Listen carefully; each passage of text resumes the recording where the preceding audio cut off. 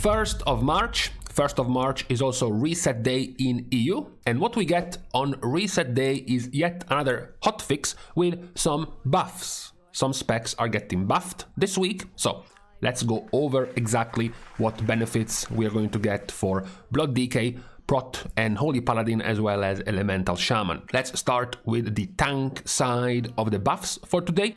One is to Protection Paladin. Protection Paladin has greater judgment, a bonus to your next holy power spender goes to 40% instead of 20%, Hammer of Wrath damage is increased by 30%, and Hammer of the Righteous damage is increased by 20%.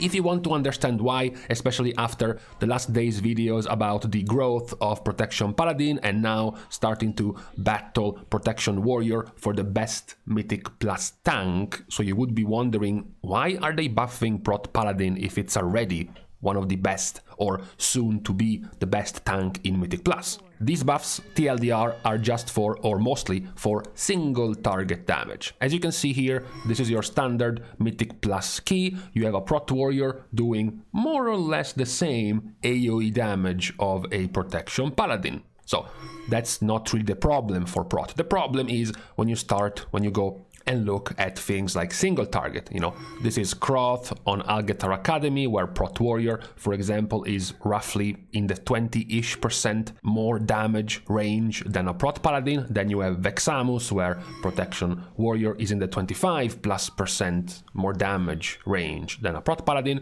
And then the last boss of Algetar Academy, Prot Warrior, is even in the 35+% more damage than Prot Paladin.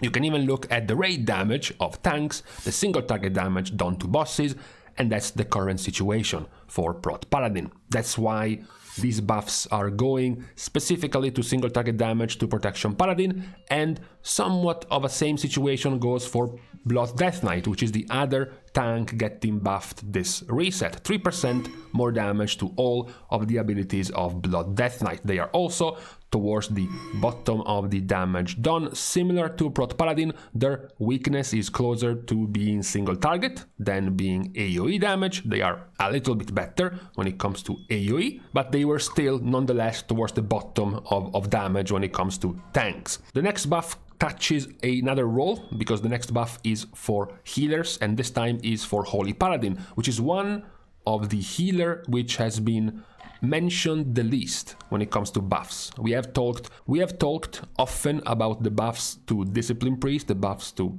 Mistweaver Monk, and even many times about the buffs to Resto Shaman. However, Holy Paladin did not receive nearly as many, if not any, touches really. Although worth mentioning, 10.0.7 rework of the General tree of Paladin will also inadvertently buff Holy Paladin significantly. However, the buff in question for today is that Holy Paladin gets Light of Dawn healing increased by 10%.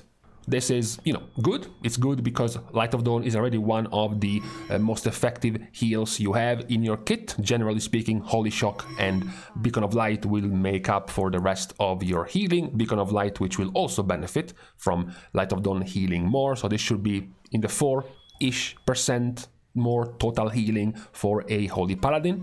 However, I wouldn't fall too much for rankings when it comes to healers at the moment, because if we showed you the healing meters from the raid, for example, you would see that Holy Paladin is quite low down, right? It's quite underperforming. However, nowadays, considering we are so deep into the tier, a lot of padding is being done when it comes to healers, right? When you see something like Taros, for example, and you see, wow, top healers, top specs like Druid and Evoker are doing 140,000 HPS on Taros, that's huge. Well, the reason they are doing that much HPS is because they are, 3 healing Taros, allowing them to get way much HPS. If you look at Primal Council, once again, you can see massive HPS numbers. The reason they get so massive is because they are doing things like 2 healing the boss and giving one of the 2 healers massive HPS as a result. And because Resto Druid and Preservation Evoker are the 2 most popular healers in the raid, they are going to be the 2 healers that are going to be doing this the most, this type of padding the most. So Not only they are already the strongest healers, but they are currently benefiting from padding fights, giving them even more HPS than what it normally would be. So it makes it look even larger of a gap than it actually is. That being said, it was still worth and needed to tune in a little bit more the healing of Holy Paladin. The last of the specs being touched for today, it's a miracle. It's a miracle because we went on memeing the lack of attention given by Blizzard towards Elemental Shaman. Frankly, if I have to be honest, I kind of set myself for Blizzard giving up on Elemental Shaman until 10.1.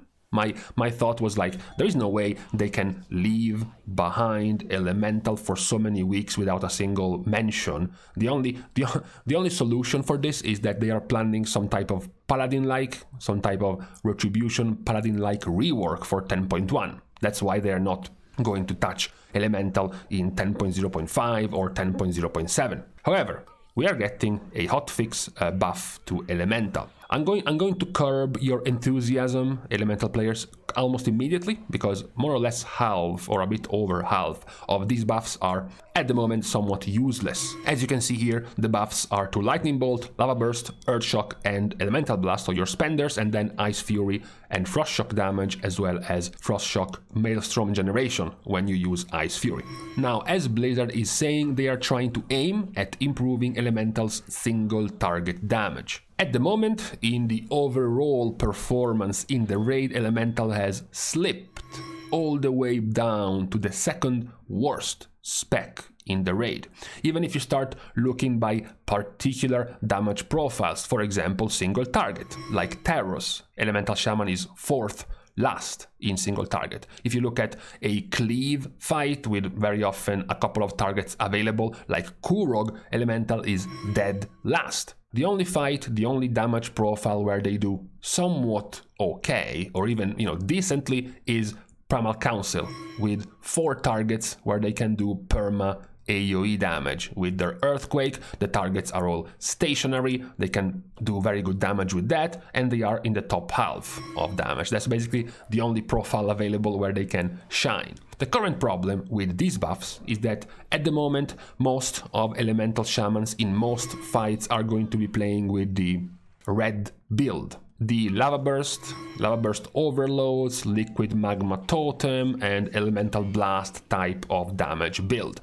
This type of damage build is not really going to benefit from buffing Lightning Bolt, it's not really going to benefit from buffing Ice Fury, from buffing Frost Shock, and from buffing Earth Shock. So basically, the vast majority of these buffs are not really going to be affecting the spec build that 90% of shamans are using. The only buffs you're going to be benefiting from right now are the 6% more damage to Lava Burst and the 6% more damage to Elemental Blast, which should net out to be some 3 to 4% more damage to Elemental Shaman in single target. So despite the buffs, it's sort of like a sour-sweet situation. It's sweet because at the very least Blizzard reminded themselves that Elemental exist and effectively buffed them. It's somewhat sour because the buff is not really going to fix Elemental Shaman's problems, and also the buff itself is not really that great. Elemental is in one of the situations a few other specs are at the moment, where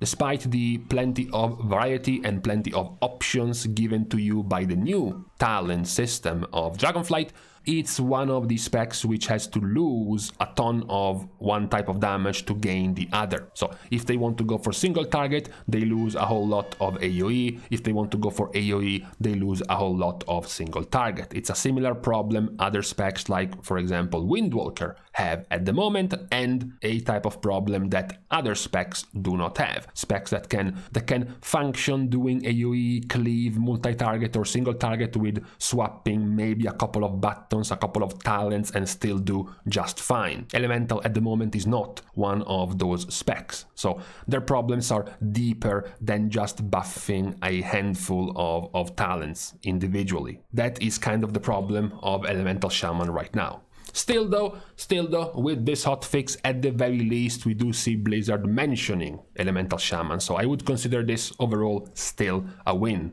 for Shaman players. Now, with this hotfix going through on this week's reset day, we are now done with listing all of the changes for the specs. So we are leaving each other a little bit more speedily than usual, given also our video being quite shorter for today. Thanks as usual to all of my Patreon supporters for the support and the contribution. You can support in plenty of other free ways if you wish, liking and commenting down below, subscribing to the channel itself, following me over on Twitter, or following me over on my stream at Twitch. Now, thanks regardless of what you do anyways for the support. Thank you guys again. See you guys soon, and in the meantime, come on, at least they remembered Elemental exists. Okay, I will still net it down to be a positive for now.